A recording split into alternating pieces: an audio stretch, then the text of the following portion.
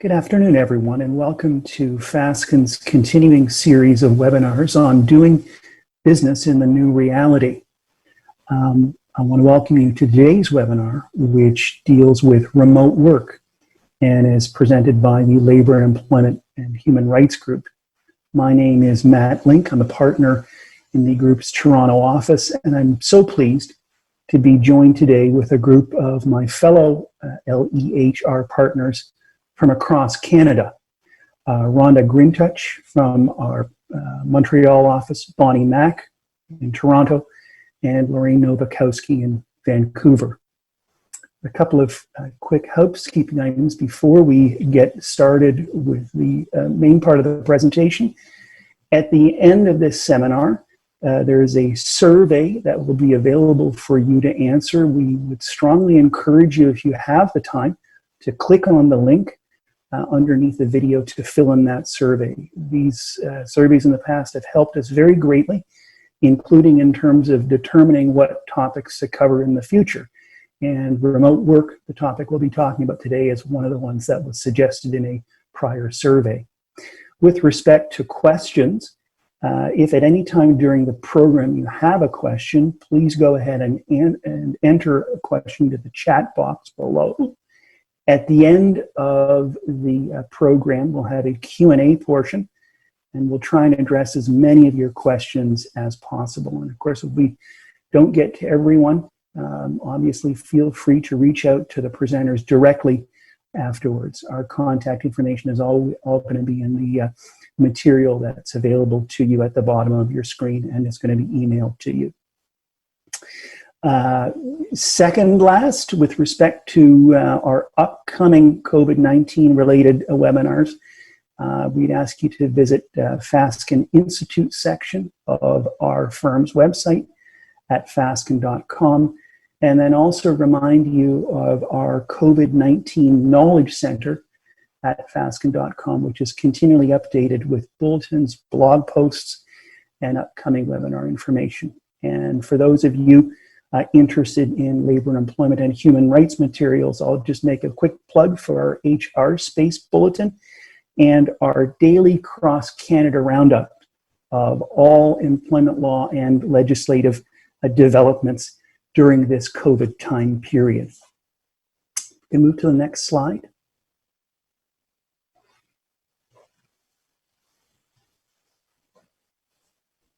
In terms of the agenda for today, we're going to be covering four main topic areas before, of course, opening the floor to questions.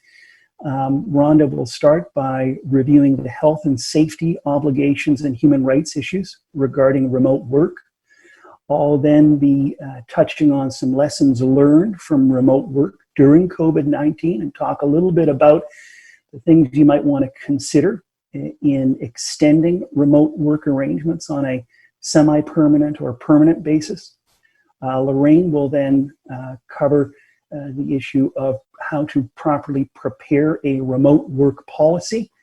And then Bonny will finish things up by tackling the really interesting issue of how to manage remote employee performance. And so with that, I think I'll turn it over to Rhonda, if we can move forward to the next slide. Yeah, thanks, Matt. If we could just advance the slide, please. Hello, everyone. Thanks for joining us today. There we go. So to start off today's presentation with some occupational health and safety considerations, as probably most of you know already, each province has its own distinct occupational health and safety legislation. And that legislation is going to set out specific obligations that the employer will need to comply with. In general, the Canadian health and safety laws and regulations are based on an internal responsibility system, meaning that it's a joint effort and partnership between the employer and the employees to achieve a safe and secure workplace. So for the employer, these obligations are going to include a general duty to take all measures to protect the health and safety of the employees and other people that might find themselves in the workplace, and to take reasonable precautions to prevent harm that might come in the workplace. Evidently, in these exceptional circumstances, the question is going to arise as to the extent of the employer's obligations to provide a safe workplace, particularly in circumstances of remote work. So in many jurisdictions, health and safety obligations are going to continue to apply, although the specific occupational health and safety legislation, the regulations, and the case law in each jurisdiction will likely differ on how these obligations are going to be interpreted as far as the scope and the nature of the obligations applying to the employer are concerned. For example, in the federal jurisdiction, for employers who are governed by federal legislation, there's a recent decision of the Supreme Court of Canada in the Canada Post Corp versus Canadian Union of Postal Workers, which was released in 2019, and that recognized that the scope of employers' health and safety obligations is more limited when the employer doesn't have control over the location of the work. And that decision spoke specifically to conducting health and safety obligations. So it's important to be mindful about the nuances that might apply in your jurisdiction. But this being said, employers might still need to demonstrate that they took reasonable measures to protect and promote employee health and safety, even as far as remote workplaces are concerned. So these general duties can include informing employees of the risks and hazards that could apply in the remote workplace.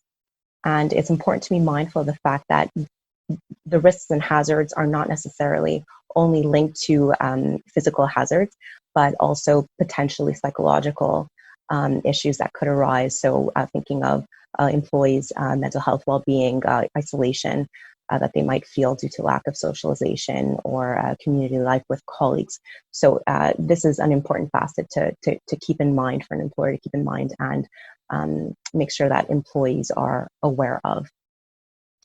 It's also important to remind employees of the regulatory standards to which they might be subject, even though they find themselves in a remote workplace that is not under the direct authority or control of the employer. It's also important for the employer to verify the equipment, the machinery, the devices, the other tools that an employee might be using in the performance of his or her work in the remote workspace, and to ensure that these tools and other equipment comply with regulatory health, safety, and particularly ergonomic standards. It's also going to be important for an employer to put into place, if you don't have one already, a procedure that will specifically apply to the remote work environment in order to allow employees to efficiently report any work-related incidents or injuries that could occur in their remote work location. So it's important to give advanced thought to the protocol that the employer will utilize to follow up on these reported incidents. Advance to the next slide, please. Thank you. Another facet of the employer's obligations is going to be establishing a protocol for contacting employees. For example, if an evacuation of the home is required in order to ensure the employees can find their way to a safe location in the case of an emergency. Also, a procedure in the event that the employee can be contacted if an emergency arises. Employers will also want to ensure to provide appropriate training not only for employees, but for supervisors and managers that are geared to their specific duties, which will include advising employees on how to assess and eliminate risks in their work environment.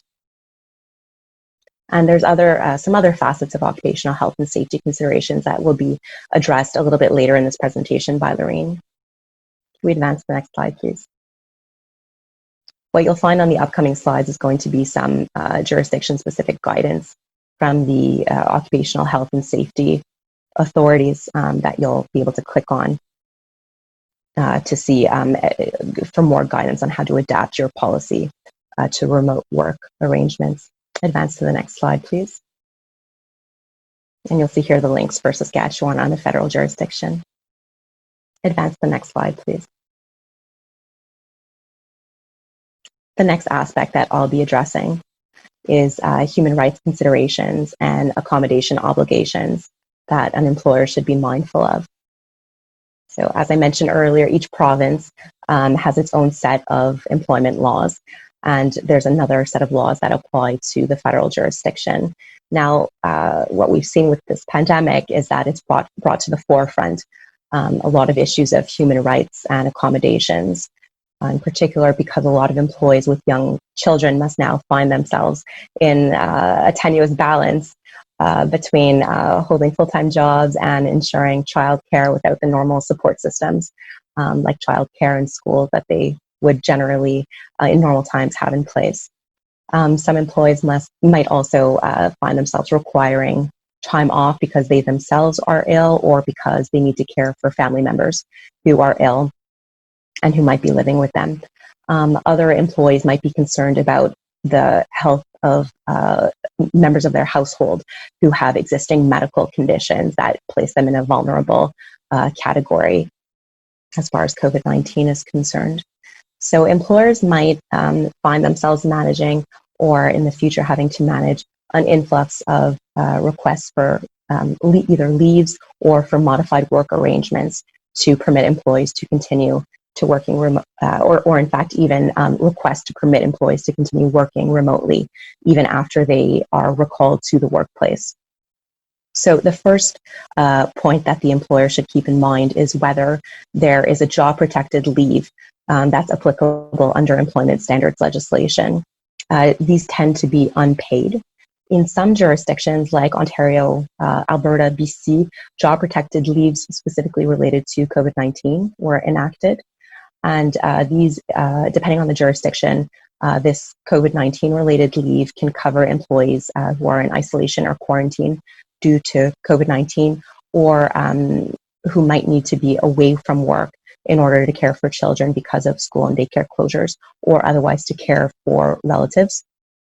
Some jurisdictions already provided for leave that might be applicable, like compassionate care leave, like emergency leaves or family emergency leaves, which all tend to be usually unpaid.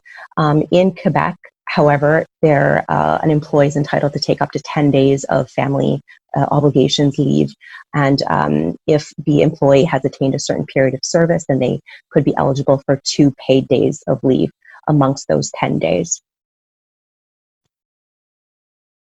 Now, if an employee is not entitled to leave, and they've made this request for you, another aspect to consider is whether there is a human rights component. Thank you, to their request, which could mean that they could be entitled to certain accommodations. And from what we know about COVID-19 to date, there are certain populations that are more vulnerable to the virus or that are at particularly high risk of developing severe complications from the virus. So employees themselves could have a condition or characteristic that is a protected ground of discrimination under applicable human rights legislation. Family status is another important consideration given school and daycare closures, and family status is generally a protected ground of discrimination.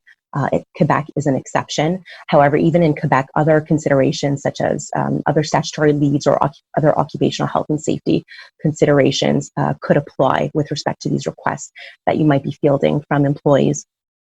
And for many years, the law wasn't settled quite on what the scope was of an employer's duty to accommodate family status.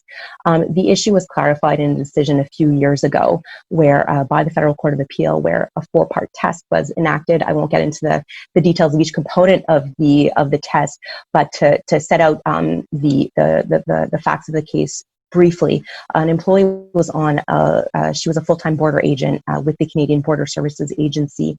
She went on maternity leave, and upon her return, she asked the employer to accommodate her by putting her only on day shifts because childcare services were not available during evening or night shifts.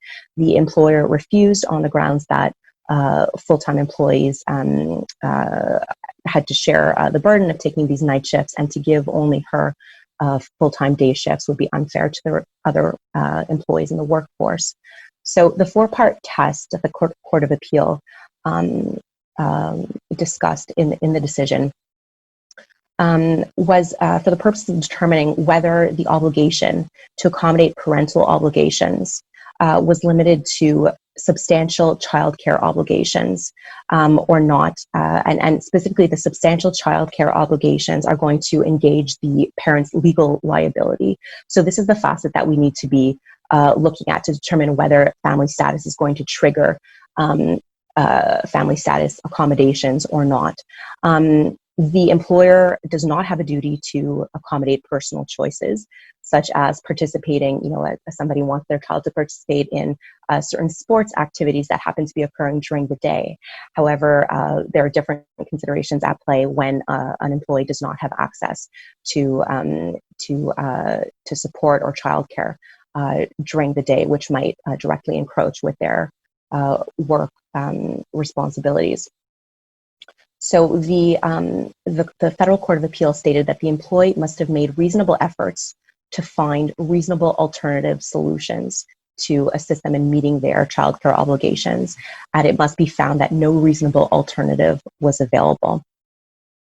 In addition to that, the interference with the fulfillment of the employee's childcare obligations must be more than trivial. So these are some of the facets to keep in mind when an employee is requesting some accommodations on the basis of family status. Another thing that's important to keep in mind is that family status is not only limited to a parent caring for a child, but could also include to child caring for elderly parents, or in certain jurisdictions, there could be caregiver aspects also for people who are not part of the immediate family. So human rights law requires that employers take individualized approaches to these employees' requests for accommodations. And so there's no standard answer to give as to whether family status or some other ground of discrimination could apply in COVID-19 circumstances. Each request must be determined on the basis of the relevant circumstances affecting the specific individual employee and the individual employer. So the employer should, however, request reasonable information from the employee as part of the accommodation process to determine the applicability and the extent of the accommodation obligations, which of course apply up until the point of undue hardship. And if ever there is a case of doubt, it's a good practice to consult with legal counsel as needed in order to minimize the risk of liability. We advance to the next slide, please.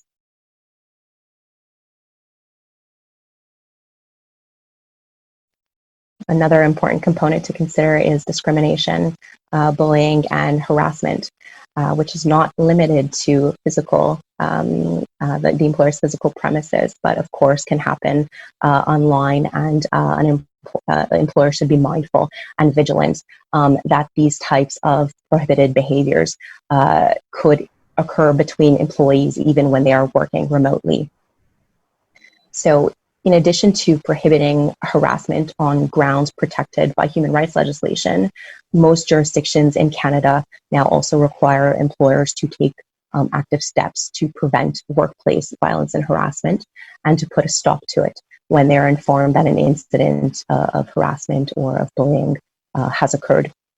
So employers are going to want to revisit their company violence and harassment prevention policies and make any adjustments or modifications that are needed to clearly stipulate that the policy will also apply to virtual conduct between employees and will also apply to the remote work location. A good policy will usually describe the type of conduct that's prohibited and set out the process for filing complaints and investigating them. So an employer should give advance thought for the protocol for investigation and how the employer will meet any obligations they have in that respect now that we're dealing with remote work environments. And that completes my presentation. Thank you.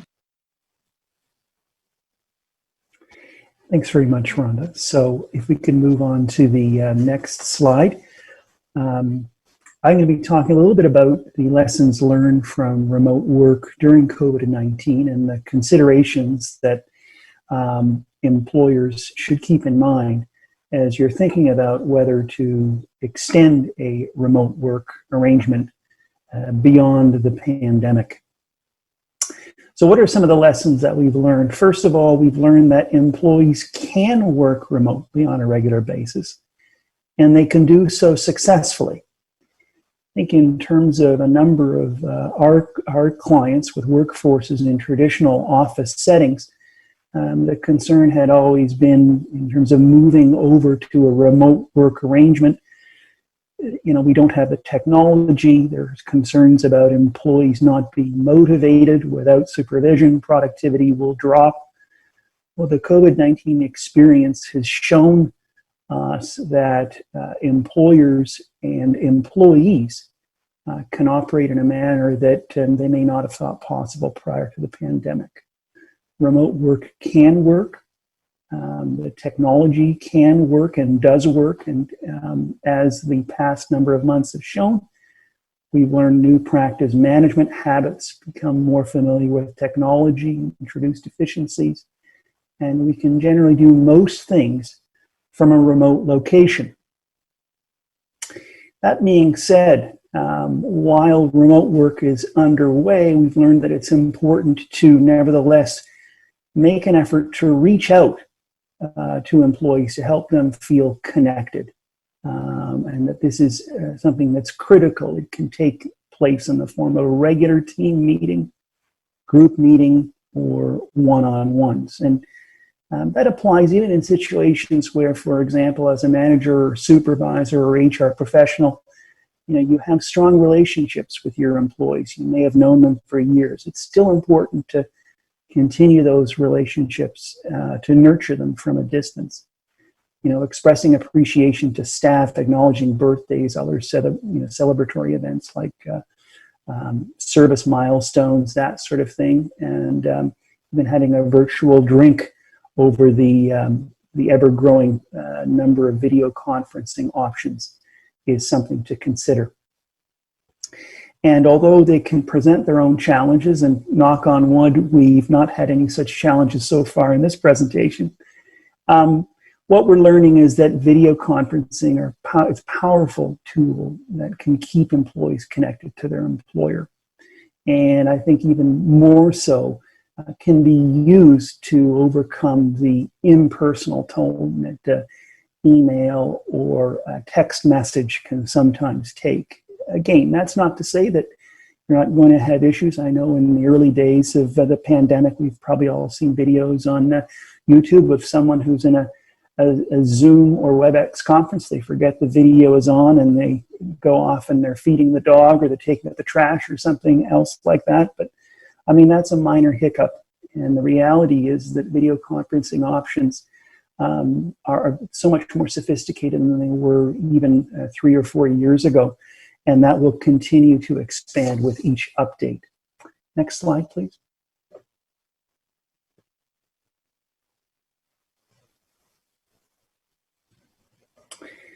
So in terms of additional lessons, and again, some of these are maybe obvious, but I think both bear worth noting and repeating, is first of all to remind your employees of the importance of maintaining work-life balance and encourage them to set personal boundaries so they turn off work time at a regular time. And again, you know, that's particularly important for those employees who hadn't had remote work experience prior to mid-March and were sort of thrust into this situation. It's critically important. And, you know, in addition to that, obviously, look, an employee has that duty and responsibility, but as an employer, it's also important for you to be aware of your employees' responsibilities outside of work hours and how those may impact their remote work. In the studies that have been published since the onset of the pandemic, it's been found that the biggest issue for employees with respect to remote work is being able to separate their home life and their work life. So simple things such as, you know, the physical act of traveling or commuting into the office every day previously provided that separation. That's no longer there. So it's important to remind employees of that. And then finally, we've also learned that a shift from a time-focused approach to a results-focused mindset in terms of work and work assignments can help employees address the above challenges. Next slide, please.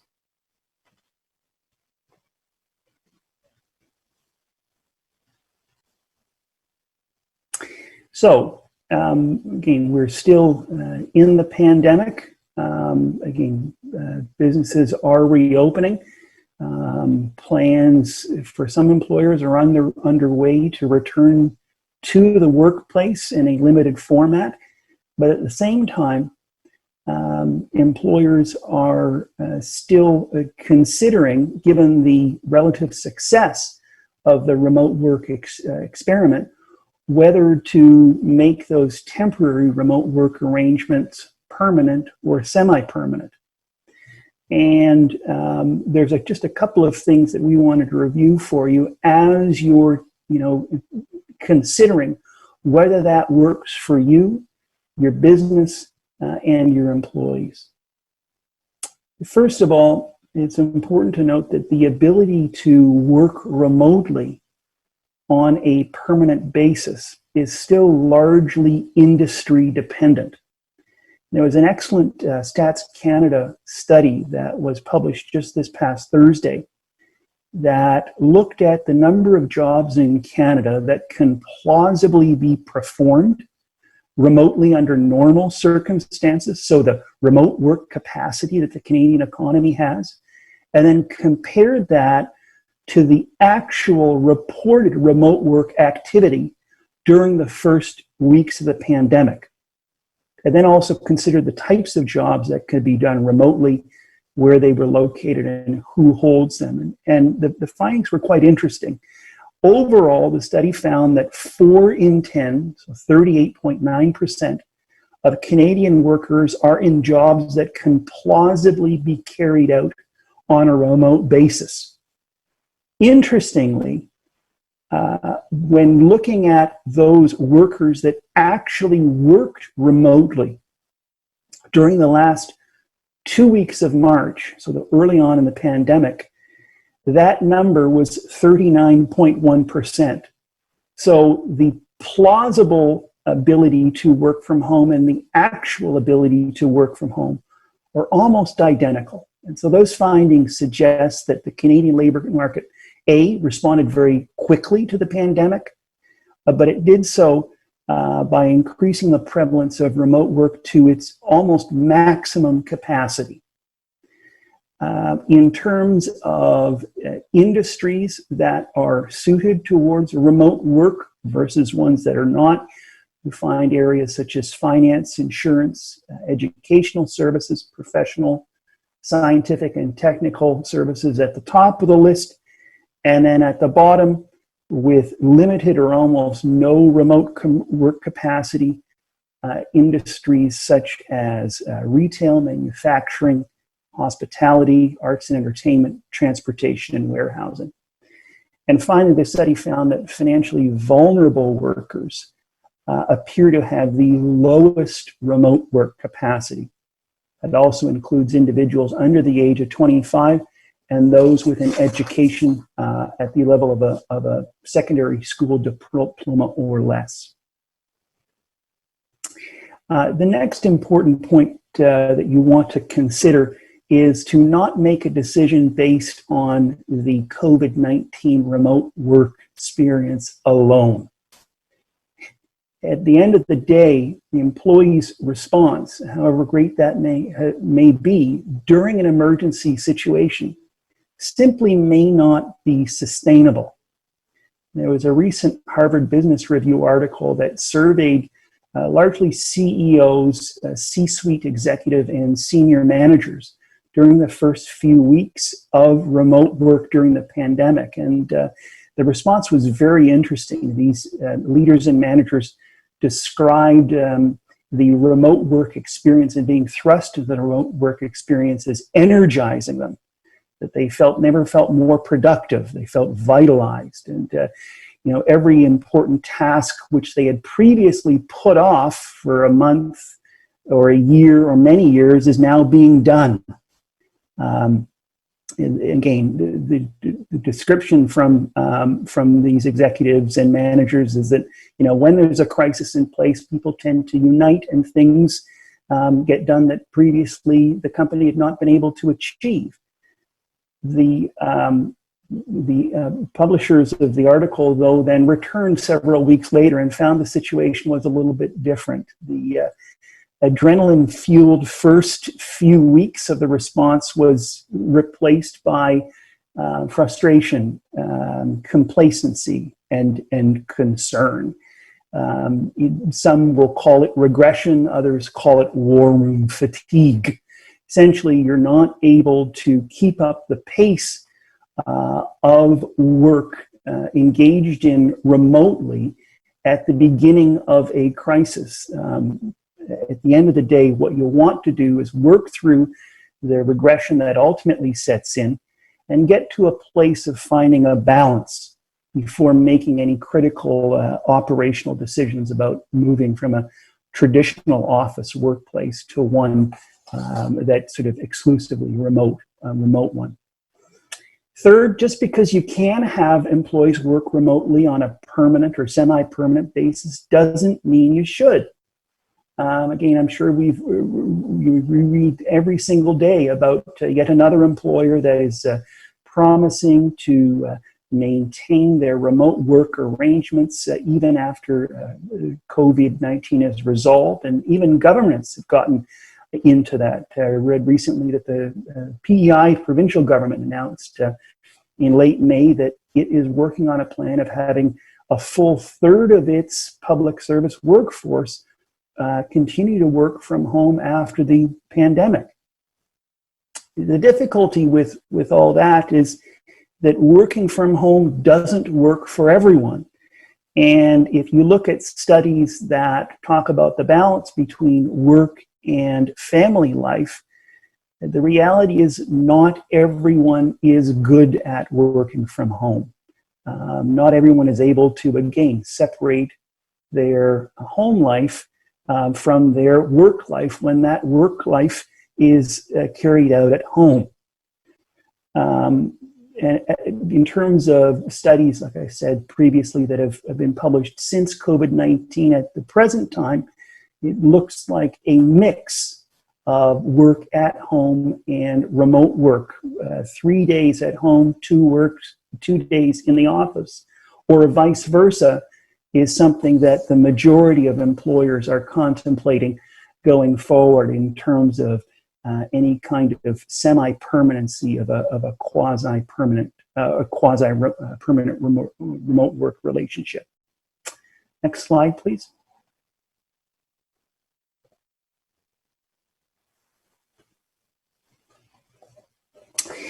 And finally, in terms of some considerations for making a temporary remote work arrangement a permanent one, I think it's important to point out that decisions should be based on business and operational needs post-pandemic, even though we can't quite project exactly what that will look like now.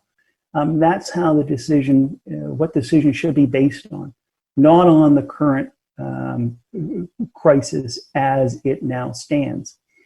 And as employers, again, you'll want to weigh both the positive and the negative impacts of permanent remote work arrangements on your business and on your employees. And this can be with respect to a number of things, and that can include long-term innovation and growth, employee social interaction and morale, and workplace culture. And preparing for this presentation, I was reading an article by the CEO of a software company in Austin, Texas, who commented again on his fellow IP CEOs announcing that, you know, they were contemplating remote work relationships being permanent. And he said that that was never going to happen in his workplace, that it would be a combination of the two, because attending the office, interacting with individuals and co-workers provided spontaneous social interaction. And that was critical for his employees and their relationships. Also important is the impact on long-term innovation and growth. And at the end of the day, a question as to whether a solely remote work arrangement, the impact that it will have on the workplace culture. So those are just some things to consider as you're thinking about whether to extend your remote work arrangements beyond COVID-19. And what I'll do is now turn it over to Lorene to talk about. Thank you. So good afternoon, everyone. Thank you very much for joining us this afternoon. I'm sure this is not the first nor the last online webinar you will attend during this COVID-19 period, and thank you very much for spending some of that time with us. What I'm going to be talking about at a pretty high level for the next 14 minutes or so is managing employees and the issues that arise from remote work with respect to managing employees' performance. Managing employees is really hard work. In a sense, I'm glad that my job doesn't require me to do so on a full-time basis. But as a lawyer, when I get a call is when things go wrong. So either because a client's having an issue with an employee's performance and is wondering where they go from there, or a client has let an employee go because the employee doesn't seem to be working out because the performance just isn't where it needs to be. So those are the situations where when a lawyer like me would get a call, and then we are kind of looking backwards on the whole process of performance management, figuring out, how did we go far enough? Or did we address all the issues? Do we have any vulnerabilities if the employee who's being managed or who has been terminated is going to take issue, going to challenge the decision? So some of what I'm going to be talking about in this section is going to sound pretty familiar, because performance management is performance management. Either you do it locally or remotely, it's the same process. But we're going to be talking about some of the particular challenges, as well as some of the things that you may hear from employees as to why they think that their performance isn't what it needs to be. So here are some of the challenges with remote work that we very commonly hear from clients. First and foremost, the lack of face-to-face supervision. So there is either a reality or a perception that because you're not physically there with your employees, you're not seeing them face-to-face, the employee would somehow not work as hard, or not work as efficiently, or not follow directions. And so that's the worry from the manager's perspective. And from the employee's perspective, a lack of face-to-face supervision can be challenging too, because they could feel that they could feel more distant from their managers. They could feel that it's more difficult to get the guidance and instructions they need, and they could also feel that the manager doesn't understand what's going on during the workday and therefore isn't able to provide the appropriate support. The next is access to information. So when everybody all of a sudden started working from home in mid-March, there's a great sense of, well, I've been sitting at my desk working 8 hours a day. I don't really know what's going on out there. There are all these new questions, new problems that are coming my way. I'm trying my best to deal with it, but it would be really helpful if there is access to information that my colleagues are looking at, what my colleagues are hearing and seeing from their clients. So in a remote work situation where everyone is sitting in their own home, access to information could be an issue. Whereas before it could be a simple matter of strolling over to Matt Link's office and saying, well, what do you think about this? Or do you have any information on this? Now I have to type an actual email, or I have to pick up the phone and call and be worried about, well, am I calling at a bad time? Should I schedule a meeting with Matt to ask him this simple question? So that could be a challenge. The third is training. When we started working from home all of a sudden, we all have various levels of competency in terms of using our own computers, hooking up office equipment to our home monitors, to using Zoom. Like I myself had never heard or used Zoom prior to March 14th. So training is important, especially if as we are transitioning out of just an emergency response type operation to a medium or longer term remote work. It's important that we have a baseline level of competency for all of our employees so that they have the necessary tools to do their job. The fourth challenge there, isolation. This gets repeated over and over again. People are feeling lonely. People are feeling disconnected from the workplace. Well, feeling lonely is bad enough. From an organization's perspective, it is also bad because it may lead to reduced engagement, a reduced sense of belonging, and in the long run could lead to turnover of employees. The next is conflict. The communication, it is all related to communication. When you have face-to-face interaction, you get a lot of information from the informal, non-verbal expressions of information. When you're working remotely and you're texting each other, you're sending instant messages, you're sending emails, sometimes too quickly, sometimes sending an email while you are on another call.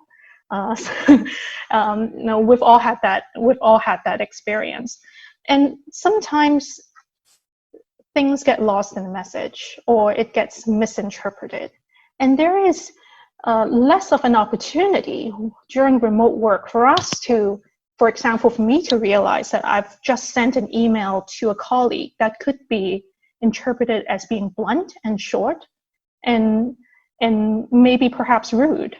But because I don't see my colleague's reaction to my communication, sometimes I'm not even aware of it. And resentment can build, especially coupled with these other challenges that we have.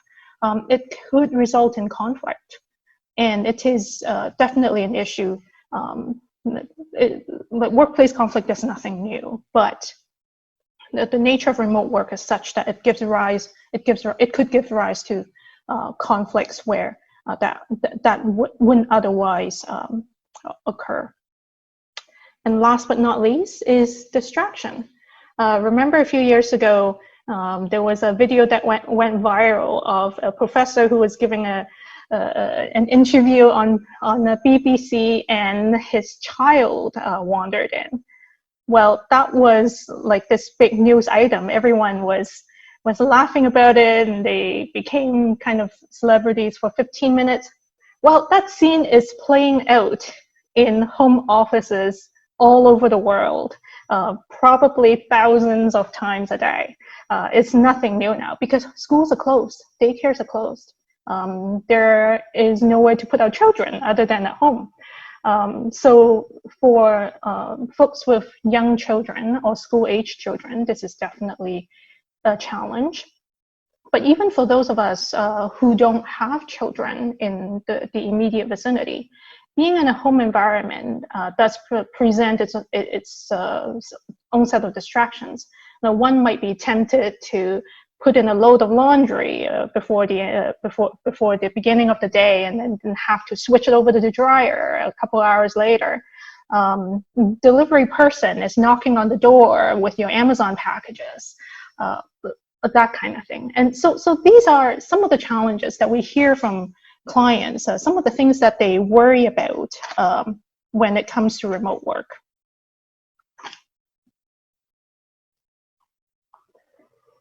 Could we go to the next slide, please? Thank you.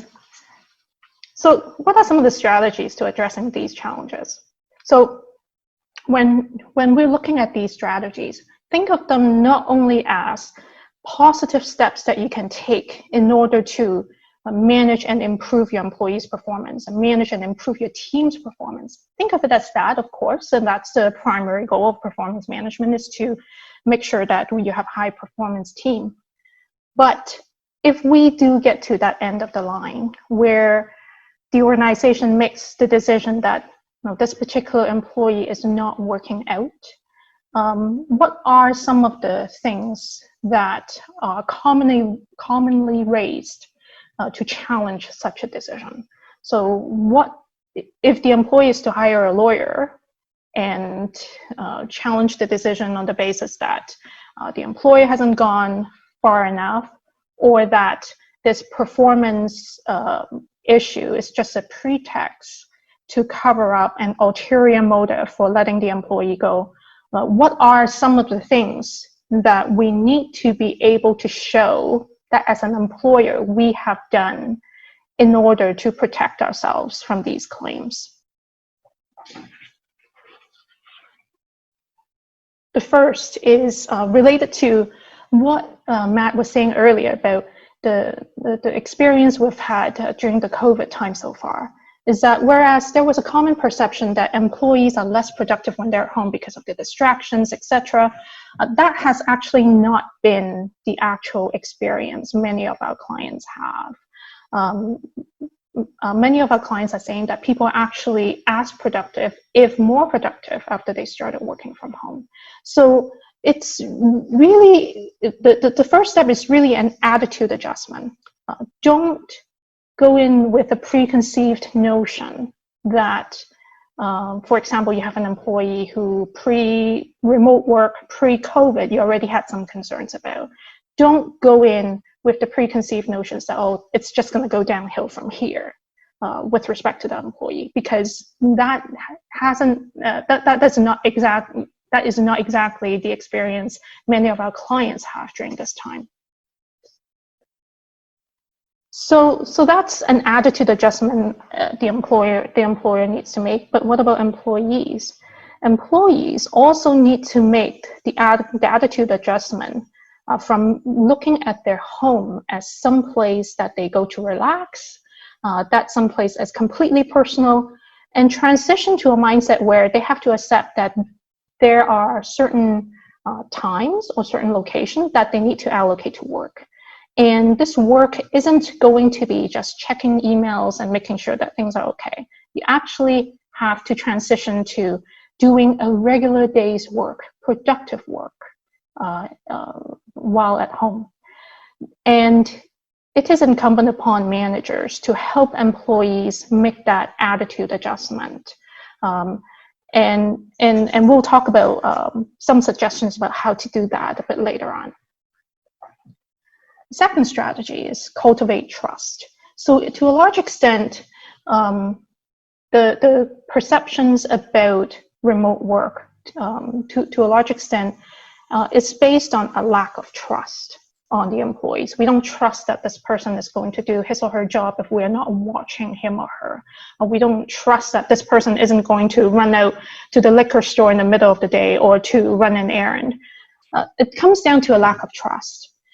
So I was reading this article, and there's a saying that says they say the best way to find out if you can trust someone is to trust them.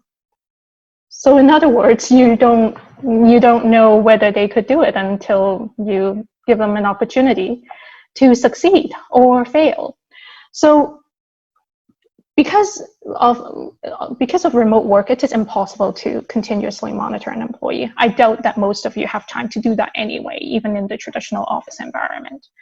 So we'll just need to assign the tasks, provide instructions and guidance, and hope that hope that the employee is going to deliver, and of course monitor the outcome of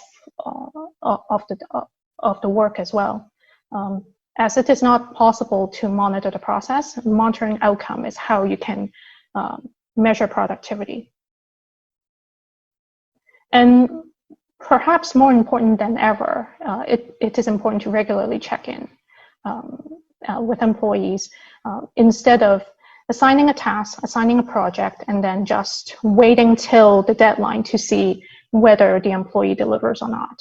Set up some milestones in between and have these regular check-ins.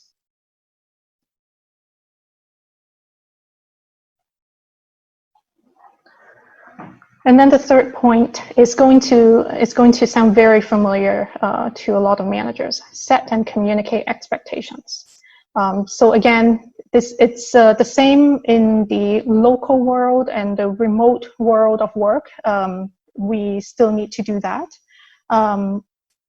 When we ask someone to do something quickly, or we expect them to do something well, like everyone has a different perception of what that means. So it's important to communicate clearly and objectively what we expect of them. So what are some of the expectations in the remote work world that should be set out?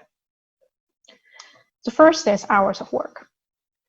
Does your workforce have the kind of jobs where it's important that everybody works the same hours because of the high degree of collaboration required? Or is it possible to set up flex hours in order to accommodate some of employees' household responsibilities or childcare responsibilities? So do you need all your employees to work 9 to 5, or do you need a critical mass within a certain set of core hours?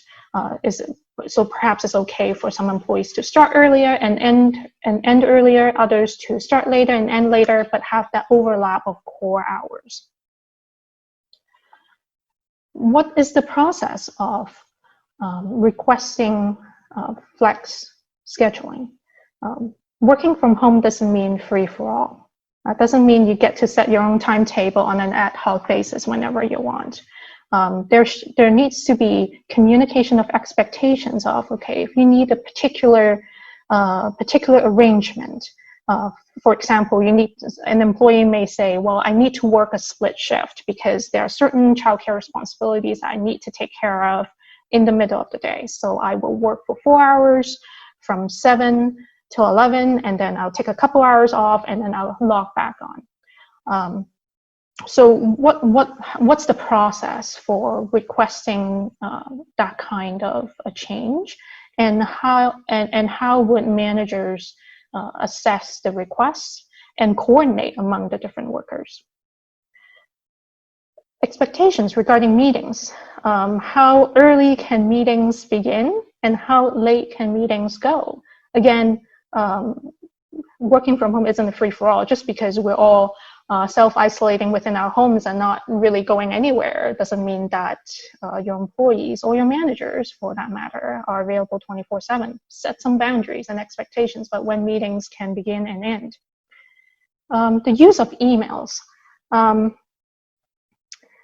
I myself am guilty of this. I have sent emails at 11:45 at night, completely intending for it to be read the following morning. And then invariably, 5 minutes later, I get a reply and I feel really, really bad. So we've all been there. So we may not be perfect, but it's important to try and set some boundaries, particularly if we are going to do this for the long run. However many weeks since mid-March, we've all lost track now, has been a sprint. We've now got to transition into a more like maybe not quite a marathon yet, maybe a 1,000-meter race as opposed to a sprint. So having those boundaries and having those expectations set out is going to help your team in the long run continue to do well. Expectations around meetings. So do we require everyone to share their video? Do we and during these meetings, do we set out ground rules about, okay, we're all having a meeting. This meeting is going to last exactly 30 minutes. It will begin and end on time. But what we ask in return is that we turn off our devices and we do not multitask.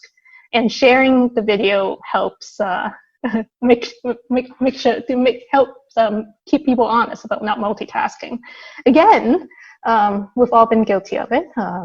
We're on a call and we see an email pop up, and we just quickly type a reply and thinking that we can listen and type at the same time, but it doesn't always work 100% of the time. So that's another thing.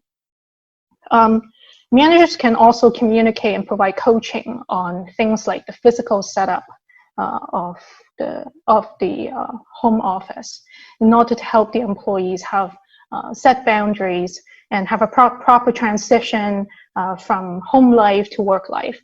Now, unfortunately, as you can see, even though it's bright sunshine outside, it looks like I'm sitting in a cave inside my house, and you're looking at my weird, eclectic collection of books.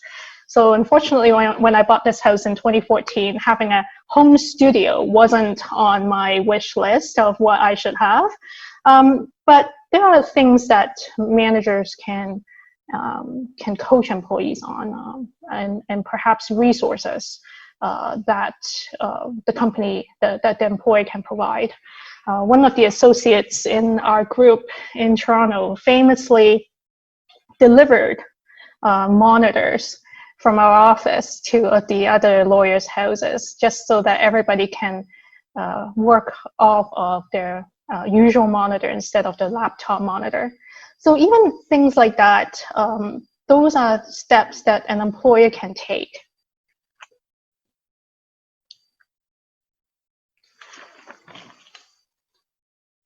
So, as a part of setting and communicating expectations, we also need structured communication. This is particularly important when we transition to not 100% of your workforce working from home, but you have some employees working at the office and some employees working from home. You don't want your remote work employees to feel like they have less access to managers. You don't want them to feel like they're out of the loop, and as a result that their careers affected, or that there is a perception that they're not working as hard because they're out of sight, out of mind. So in the event that eventually you end up, for example, with a higher proportion of women with children engage in remote work arrangements, you want to be particularly mindful of that, because that there could be a perception that, well, simply because I'm not there, my career is being affected, and because of the disproportionate impact of that, because of disproportionate of employees who work from home, women, as may be the case, there may be a perception of systemic discrimination, which is perhaps completely unintended, but nevertheless exists in people's minds. And then finally, informal communication is just as important as formal communications. So Matt mentioned things like having virtual drinks over Zoom and things like that, and that all helps maintain a sense of connection to the workplace. So these are some of the strategies that we could use to kind of check off the common complaints of remote work employees, and to ensure that we have taken steps that are necessary in order to say that we have tried different strategies, and we've provided different resources to our employees in order to set them up for the best, set them up for success. Can we go to the next slide, please?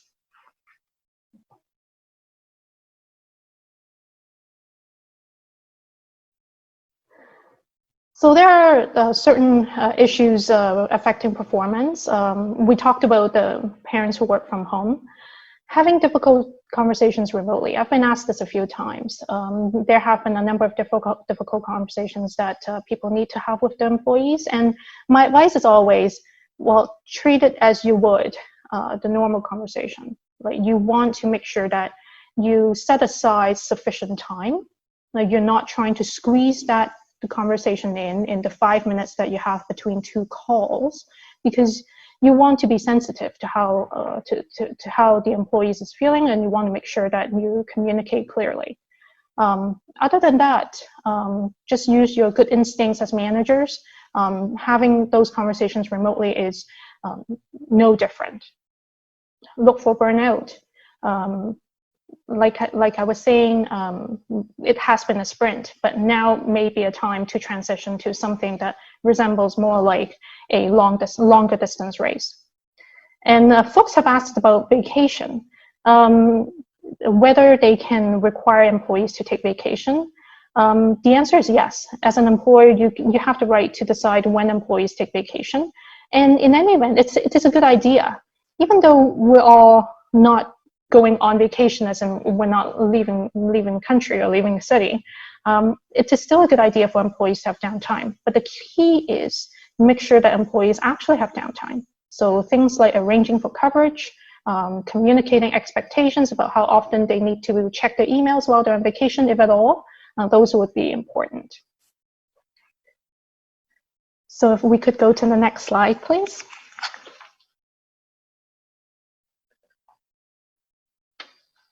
So I'm being told that I'm going over, so give a lawyer 15 minutes to talk, and she will surely take 25. So we also got some questions about tax issues related to work from home. So instead of pretending to be a tax lawyer, I'm just going to leave you with these two excellent resources from Catherine Walker of our tax group at Fasken. So you should be able to find your answer from there. And if not, we encourage you to reach out to any of Fasken's tax group. And can we go to the next slide? I promise this is the last slide. We also got some questions about whether there are studies regarding the benefits of remote work. So that's definitely not within the lawyer's rubric, but we did find some excellent research, excellent and quite recent research out there on the benefits of remote work and some case studies of how other employers have made it work. So I will leave those with you. Well, thank you for bearing with me, and I understand that we're going to go to Lorene to talk about remote work policies. Thank you. So if I can get someone to go back to the beginning of my slides, but I'll just start talking anyways. So one of the things about work from home policies is that it's a good practice as well, not just to have a policy, but to have an agreement with your employee that sets out all of the terms and conditions of what you expect to be in your work from home policies and agreements. So if you have existing agreements, this could be an amending agreement. All other terms and conditions of the existing employment agreement remain in place.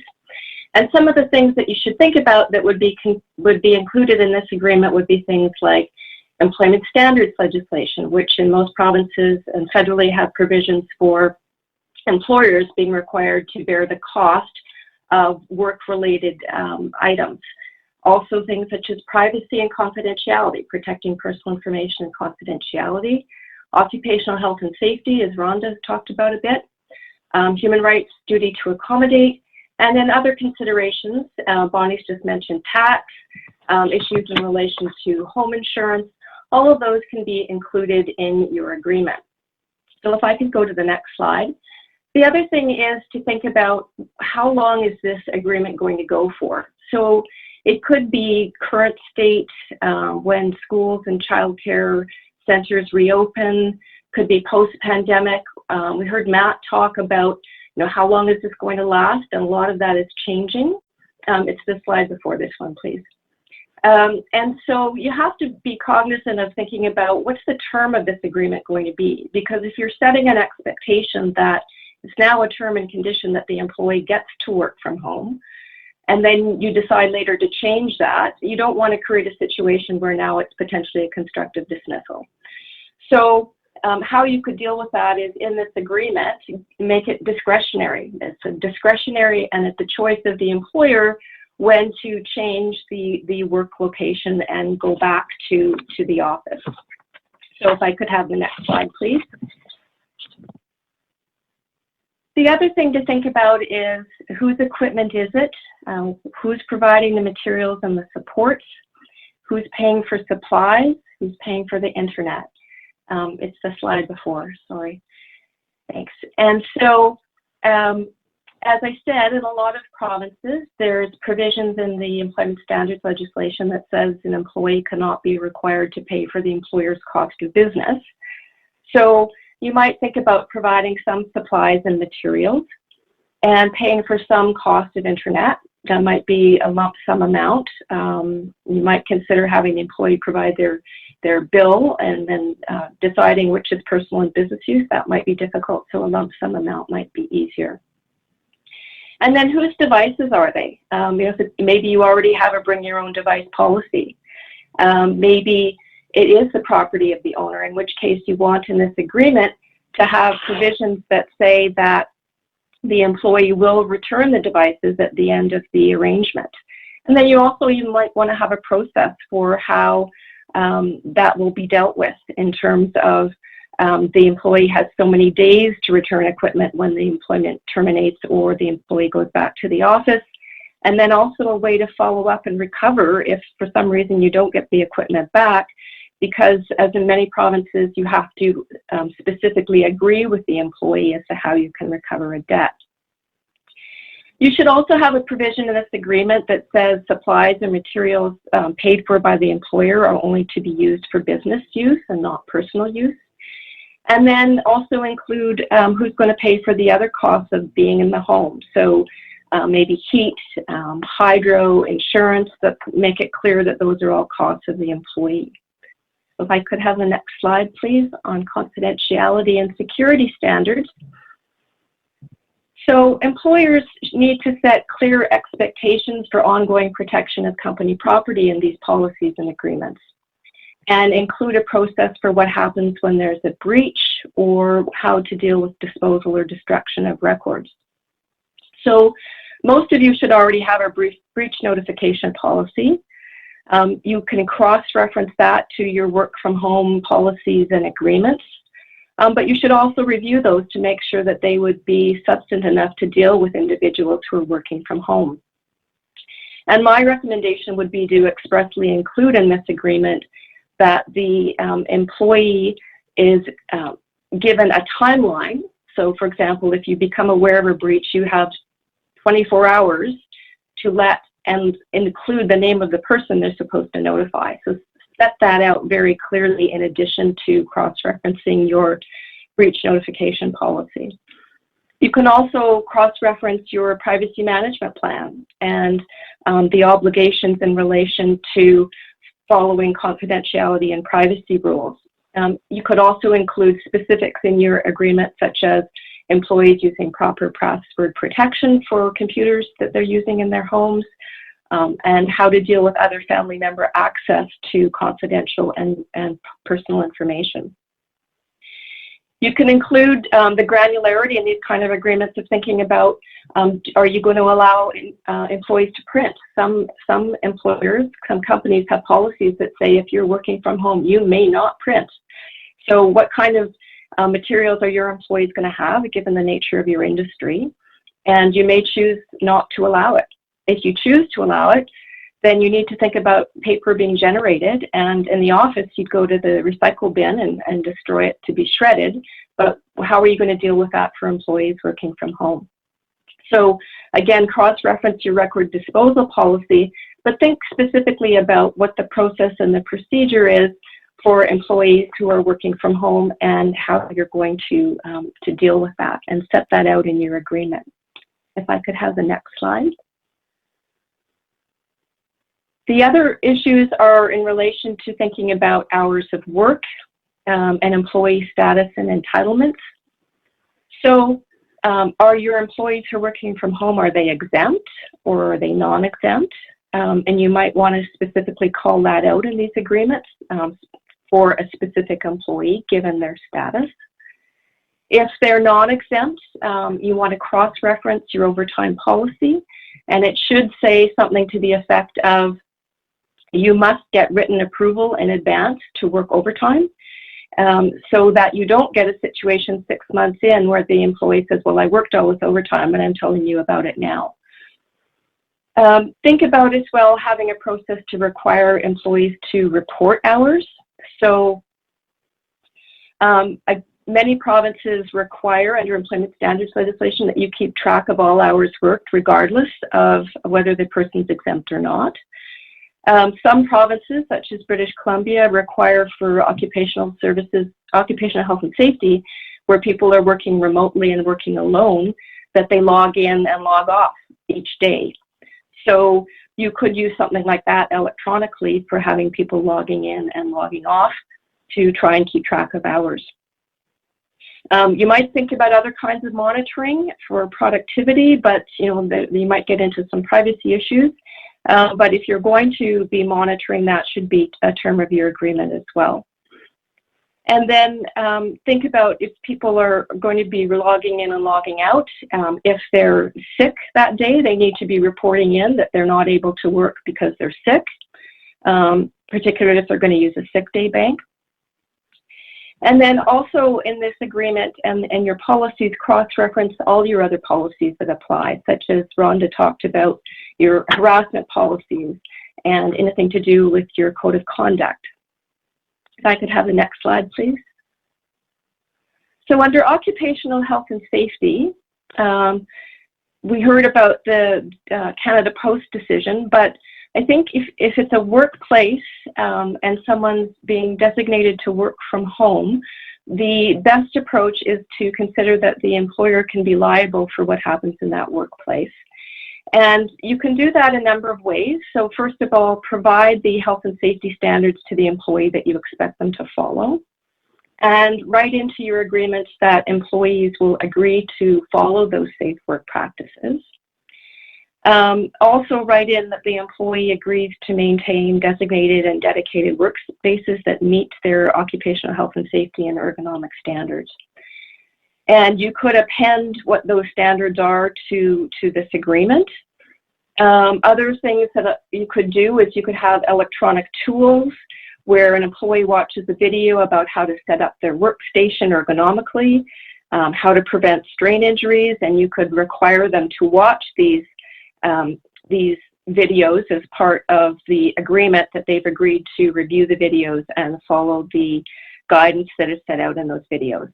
But essentially, the employee is responsible for having facilities that are adequate and furnishings that are appropriate to the nature of their work.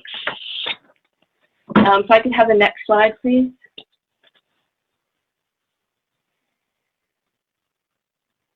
So employers should ensure that they have a basic health and safety policy for work from home. It should be part of your work from home policy, should have a section on what is considered appropriate occupational health and safety for the home office.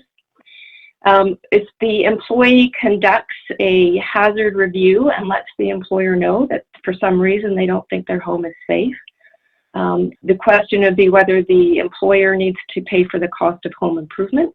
One would think not, that it's the employee's home and they should pay for their own home improvements and renovation. But the issue would be if the workplace is truly not safe, should the employer being allow the employee to work there.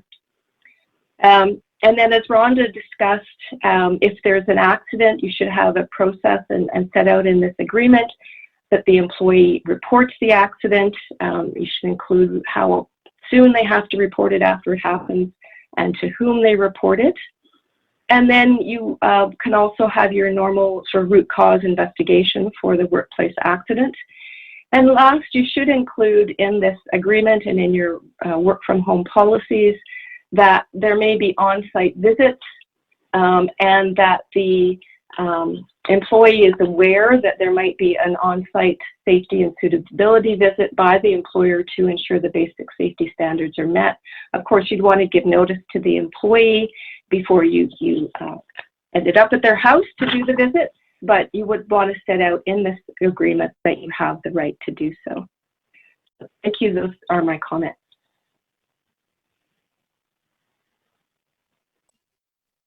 Right, thanks very much, Lorene. So if we can just flip forward to the Q&A slide. We have got a lot of questions and a lot of great questions, and unfortunately just a few minutes on which to answer some of them. But again, even though if we run out of time, feel free after the presentation to contact any of the presenters individually to address the questions to them. I'm going to start off with a very interesting one here, I think, for Rhonda. What if an employee who is 70 plus years of age refuses to return to the office because public health authorities recommend that persons 70 years old and older stay home? Do we have a duty to accommodate based on age? Yeah, thanks, Matt. So it's important to stay vigilant as to what announcements are coming from the applicable public health agencies in each jurisdiction.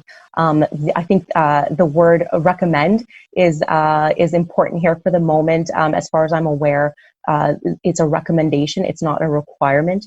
For example, in Quebec, the Premier has actually directly said that employees who are 70 years or older or more are not required to stay home.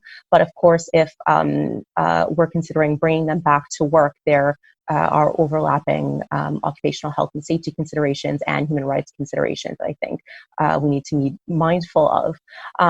Now, of course, the answer, we can always speak to generalities because the answer in any specific case is going to depend on the nature of the employee's work, whether the employee has any underlying health conditions, and any other factors that could be relevant to the analysis.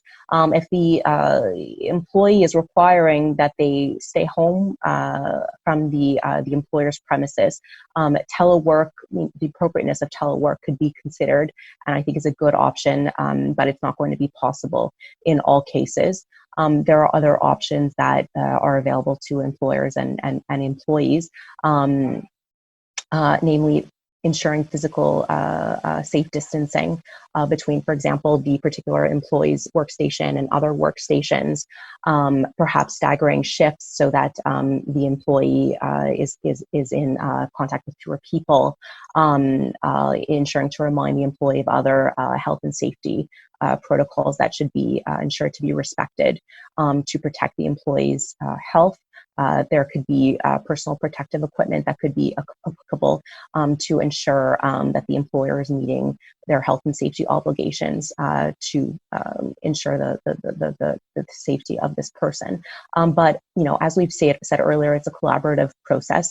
The employee also needs to exercise good faith in exploring all the various options that are available. So I wouldn't jump to grant necessarily the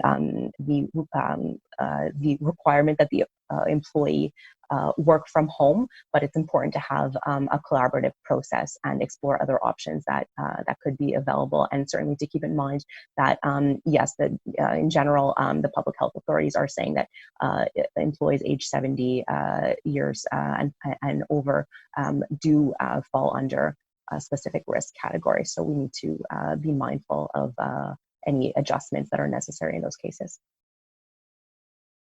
That's great. Thanks, Rhonda. So this is very interesting. Our presentation is on remote work, and the majority of our questions are about how we can get employees to return to the office. Bonny, I'm going to ask you to handle this one, which is a little bit more broad and general than the one that Rhonda touched on. And it's as simple as this. How far can an employer go in insisting that an employee return to the office rather than working from home, provided, of course, that there is a workplace COVID-19 safety plan in place at the office? So let's start with the shocking proposition that an employer has the right to determine how work is performed and where work is performed. Let's start with that. COVID kind of made a mess of that because we had no choice but to all work from home where we could. But at the end of the day, the employer has the right to decide these things, subject to two things. One is your employment agreement. If you have an existing employment agreement or existing arrangement pre-COVID with an employee that allows the employee to work from home, and all of a sudden you wanted to force this employee to work from the office 100% of the time, well, we need to think about whether there are some constructive dismissal risk there. And then the second thing this is subject to is any accommodation obligation that may arise under human rights legislation. So why does the employee want to work from home? Why is the employee resisting a return to the office? Is it simply because of a preference? If it's simply because the employee enjoys working from his front porch more than the cubicle in his office, well, that's not a valid or human rights reason. And an employee can simply say to the employee, well, I'm sorry, this is, if you want this job, this is the way it's supposed to be, in somewhat nicer language. But what if an employee says, well, you know, this work from home arrangement is required in order for me to fulfill my childcare obligations. For example, you know, because of the way the commute is, it's not possible for me to pick up and drop off my child at the daycare center in time. And therefore, you know, 2 days a week, I like to work from home. So that's a bit more complicated because, as Rhonda said, there is an obligation to accommodate things like childcare obligations or elder care obligations. So we'll have to ask more questions in order to determine whether there is an actual need for this accommodation. And then bear in mind that an employer has the obligation to accommodate up to the point of undue hardship. And given how successful the work from home experience has been during COVID-19, I think it will be increasingly difficult for an employer to say that, no, we cannot allow this person to work from home. Allowing this person to work from home would be undue hardship. So those are some of the things that we need to think about. And of course, last but not least, even if the employee just wants to work from home because it's his or her preference, you also need to balance your wanting the employee to be at the office with retaining a good employee. If it is, it may be that's working from home is something that more organizations would need to come to terms with in order to attract and retain good employees. Great answer. Thanks very much, Bonnie. We've got another question that's come in, which I think I will handle because I've had this very question for a number of clients. And the question is, we have unionized white-collar employees working pursuant to a collective agreement. There's no mention of working from home. What should we do and what are the implications? I think I would say, first of all, if you have, and hopefully you do have, a broad and strong management rights clause, which will enable you to direct that work, if it can be performed from home, that it is performed from home. I think, you know, practically speaking as well, having a conversation with the union is a very good idea. And I've had this with a situation with other clients to date where, if faced between closing down the business or they're resulting in significant layoffs and employees continuing to be able to work at their collective agreement rate of pay, albeit remotely, I think you'll find that the majority of unions will be agreeable to that and will not put up any kind of fuss or fight. Next question here, I think is perhaps a joint one for both Lorene and Rhonda, if you can weigh in on this, and it has to do with the duty to accommodate and workplace injuries. So let's say that there is a workplace injury, a musculoskeletal one specifically, that takes place when working from home. What is the duty to accommodate, and what office equipment or furniture is the employer responsible to provide? It's Lorene. I'll start, if that's okay. If there's an injury, then the employer should do a root cause investigation to find out the nature of the injury. They'd probably want to do a site visit and determine if the employee was following the guidance that was given to them in relation to ergonomic assessment, conduct an ergonomic assessment and decide if in fact any different equipment is required or if it was just a failure of the employee to comply with the guidelines. Again, if there's an actual ergonomic issue that from an occupational health and safety perspective, it may be necessary to think about providing some equipment to the employee to use.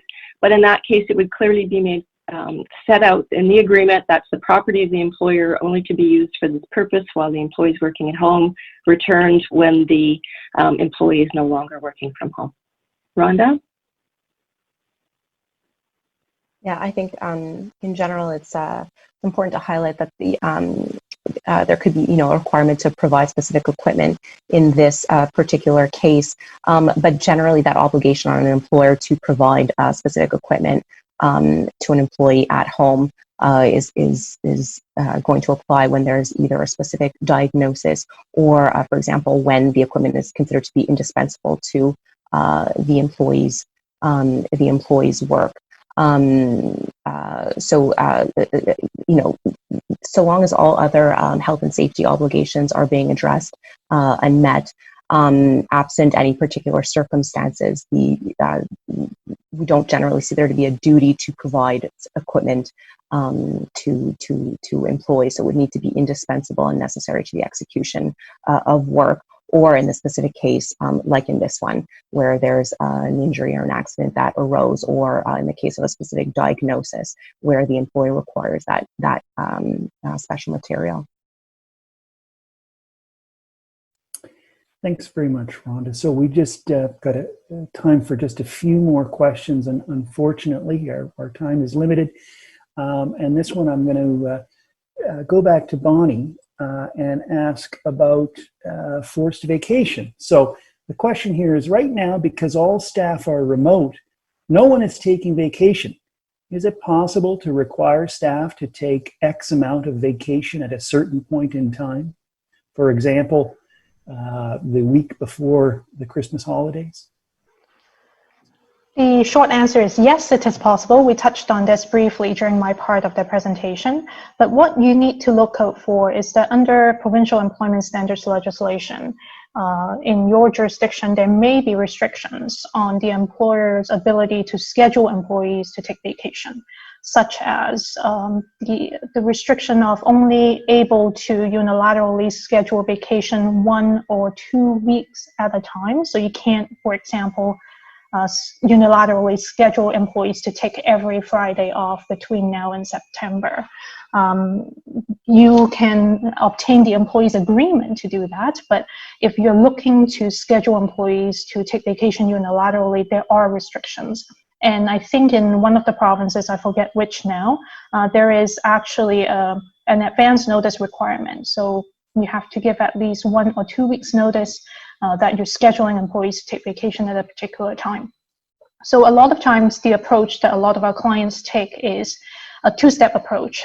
First, they ask the employees to voluntarily take, for example, voluntarily schedule 2 weeks vacation between now and the end of the year, and ask that they do so by a certain deadline. If the deadline comes and goes, and some employees haven't scheduled their vacation, then you go back to those employees and give them a reminder saying, would like you to take this vacation, 2 weeks vacation between now and the end of the year. Give them another deadline. And then if the second deadline came and went, they still haven't scheduled their vacation, then you go to the employee saying, okay, so you've had 2 kicks at the can now. We really do want to make sure that people take their vacation and have time off between now and the end of the year. So we're going to schedule you to take vacation from this day to that day. Great, thanks, Bonny. The next question is the one I think I'll handle. The question here is about statutory holidays. Which statutory holidays should apply to the employees working remotely? Does it depend on where the company is located? Is it the province where the employee is located? And the answer sort of at the outset is that it will, the employment standards legislation of the province in which the employee lives and works in the first instance will apply. So those public holidays designated in the employment standards legislation of that province. However, employers do have the opportunity, in terms of wishing to standardize public holidays with operations across the country, to ask employees to agree to a substitute holiday. So that is an option that you can look into if you're trying to standardize various days across your operations across the country. Let's see here. The next question, I think, is for Rhonda. A duty to accommodate with respect to family responsibilities. So my child care is closed. My summer camp has limited availability for my kids. What's the duty to accommodate require in terms of family responsibilities? Yeah, so I touched on this earlier in the presentation, and again, the family status accommodations could apply in many jurisdictions. Quebec is one where it would not specifically apply, but there could be other considerations at play. I think in those circumstances, we want to be sure that the employee's request is not simply based on personal preference. The camp that I wanted or that I signed up for is closed. We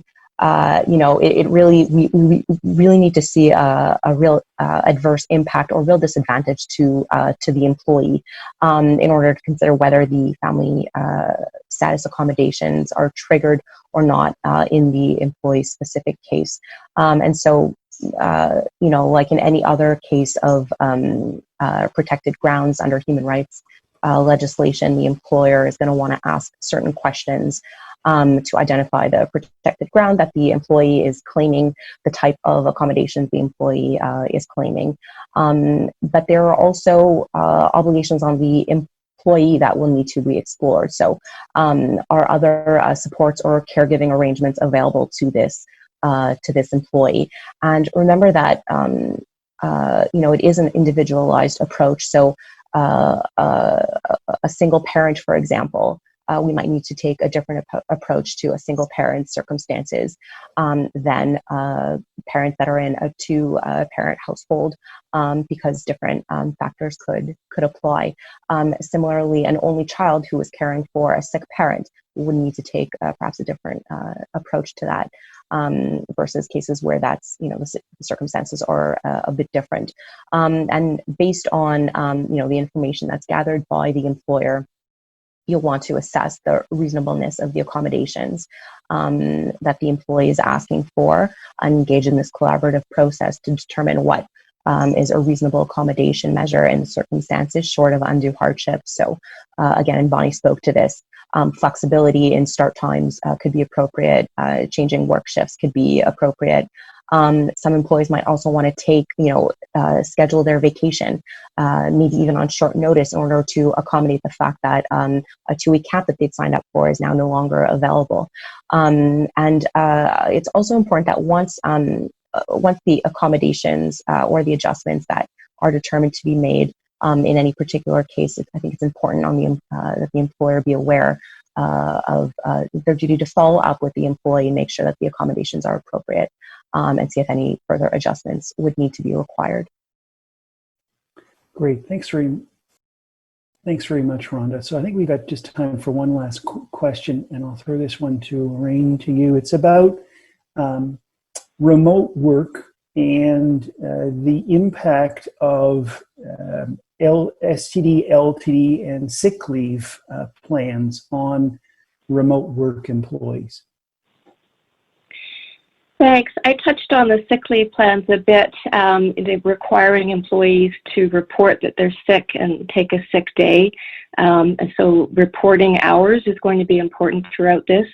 For short and long-term disability, I think it's just important to reach out to your brokers or who you deal with for your policies and make sure that there's no restrictions in those policies that would make employees not eligible for benefits if for some reason they happen to become ill while they're working from home.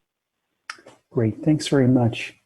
Okay, so like I mentioned, unfortunately, we only had a certain amount of time for questions. If there's ones that we haven't addressed, again, feel free to reach out to any of the presenters, and we're happy to assist you.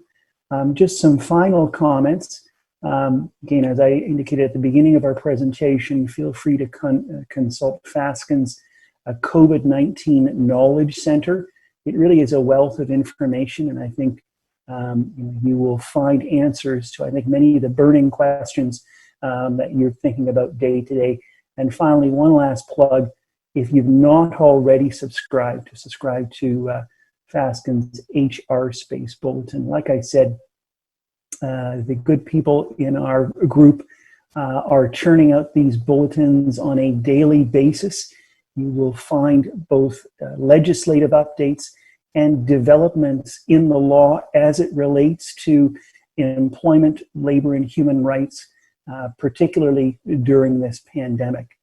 So with that, I want to thank you for your attendance and wish you a good and safe day.